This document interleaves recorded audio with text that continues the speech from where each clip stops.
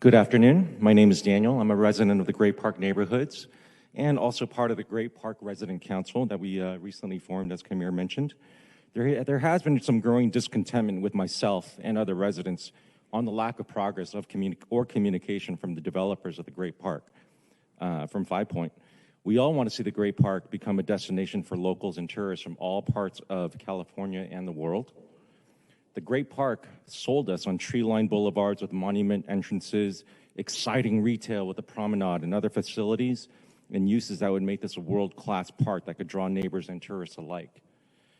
While I appreciate the work of the Great Park Council in driving existing plans to fruition, as we've heard today, the scaled-back retail plan and the lack of communication from Fivepoint in the last few months have been frustrating. A small selection of restaurants operating from repurposed trailers, though welcome, is a big step down from the walkable promenade first presented by Fivepoint. The lack of grocery options nearby is a travesty, while Fivepoint continues to build out thousands more homes in Solis Park. I'm all for Fivepoint building out homes and making profit doing so. I think they're well designed and happy with the overall aesthetics of the neighborhood. I've seen what they can do in other neighborhoods around the country. I just think the council needs to balance the residential build along with the retail commercial sector that is needed to support the build. Where's the accountability of the developer to make sure that the needs of the residents are also being met as well? As fellow resident David actually brought up last month, if Fivepoint won't give us a timeline or accountability and communication and updates, then it's time to give the badly needed retail to the Irvine Company or another developer that can. And no disrespect to the current Great Park Board, but none of the council actually live here. My neighbors and I are the only ones paying for the Great Park with our taxes, and there seems to be no end to that special tax. And yet, do we have somebody in our neighborhood on the council? No.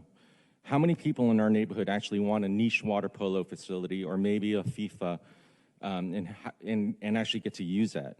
How many people in our neighborhood actually want something that would actually be useful and could benefit and would enjoy?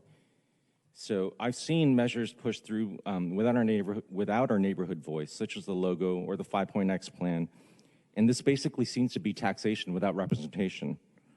I seem to remember another point in our nation's history where there was also taxation without representation, and we should all be grateful about how that turned out. My suggestion is to add to the Great Park Council seats from the neighborhood. In the past, there's been nine seats on the board.